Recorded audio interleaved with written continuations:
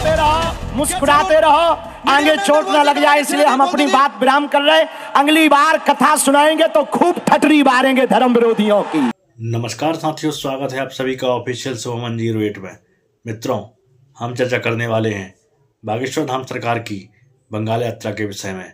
मित्रों, अभी कुछ दिन पहले बागेश्वर धाम सरकार बंगाल के कोलकाता के एक ग्राउंड में विशाल गीता पाठ कराया और जहां पर हजारों ही नहीं 5 लाख लोग एक साथ मिलकर गीता पाठ किए। यह एक ऐतिहासिक क्षण था, क्योंकि आज तक दुनिया में ऐसा कहीं नहीं हुआ है जहां पर एक साथ 5 लाख लोगों ने एक साथ मिलकर गीता पाठ किया गया हो। मित्रों, बागेश्वर धाम सरकार की बंगाल यात्रा एक नई कहानी बनाने वाली है, क्योंकि आप समझ गए होंगे कि बिहार में तो कहानी बन चुकी है और अब पश्चिम बंगाल की बारी है। गीता एकमात्र ऐसा ग्रंथ है जिसके माध्यम से पूरे विश्व में सामाजिक समरसता, एकता और एकत्व का भाव जागृत किया जा सकता है। पश्चिम बंगाल के पागलों और हिंदुओं, यदि तुम एकता करोगे तो भारत हिंदू राष्ट्र होकर के रहेगा।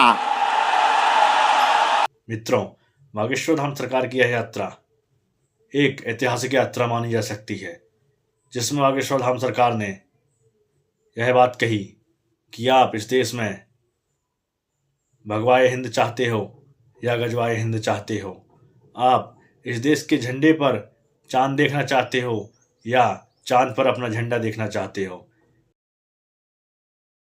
पश्चिम बंगाल के पागलों और हिंदुओं, यदि तुम एकता करोगे तो भारत हिंदू राष्ट्र होकर के रहेगा।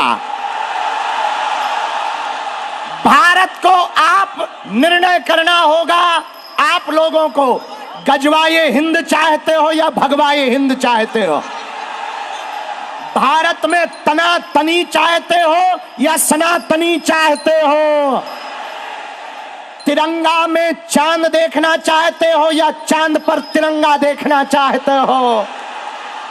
और साथ ही उन्होंने उस व्यक्ति को जो बाबरी मस्जिद के विवाद को फिर से उकसा रहा है, जहां दोनों पक्षों ने कोर्ट के आदेश से शांतिपूर्वक इस फैसले को मान लिया, और जो बंगाल में व्यक्ति अब लोगों को भड़काने की कोशिश कर रहा है दोबारा से, क्योंकि यह राजनीति के चक्कर में काफ़ी लोग ऐसा काम करने लगते हैं।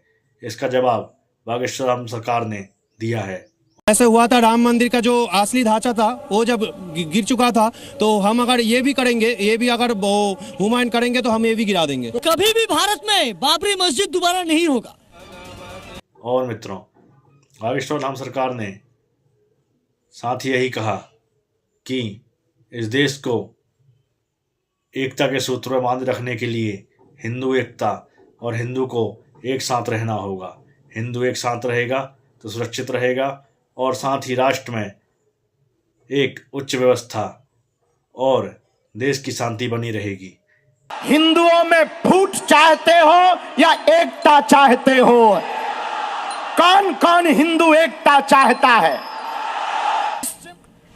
मित्रों, यह वीडियो आप देखिए और अपने अपने कमेंट के माध्यम से बताइए।